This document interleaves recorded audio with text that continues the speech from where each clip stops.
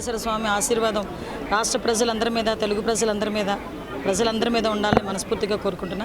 ఈరోజు ఆ దేవదేవుని దర్శనం నా కుటుంబ సమేతంగా చేసుకోవడం అనేది నిజంగా పూర్వజన్మ సుకృతం. ఈరోజు ఆ దేవదేవుని సన్నిధిలో ఈరోజు రాష్ట్రం అంతా బాగుపడాలి. ఎస్పెషల్లీ ఈరోజు అభివృద్ధి పదంలో ముందుకు దూసుకెళ్తున్న ఈ రాష్ట్రానికి, రాష్ట్ర ముఖ్యమంత్రి గారికి మరింత శక్తినివ్వాలని భగవంతుని ప్రార్థించాం.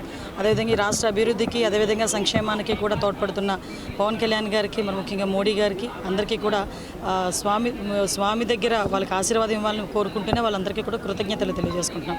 ముఖ్యంగా ఈరోజు మీ అందరికీ తెలుసు, తిరుమల కొండ మీద కూడా భద్రతా వ్యవహారాల్లోని కానీ ఎక్కడ కూడా ఎటువంటి ఇబ్బంది లేకుండా వచ్చిన భక్తులు వాళ్ళ భద్రతే మా ధ్యేయంగా కూడా మేము పనిచేయడం కూడా జరుగుతుంది. దానిలో భాగంగానే నిన్న కూడా అఫీషియల్స్ అందరితో కూడా మాట్లాడడం జరిగింది. ఈరోజు తిరుమలలో కూడా ఎక్కడ కూడా ఎటువంటి భద్రతాపరమైన చర్యల్లో కూడా ఎటువంటి రాజీ లేకుండా ఈరోజు మేము అందరం కూడా చూసుకుంటున్నాం.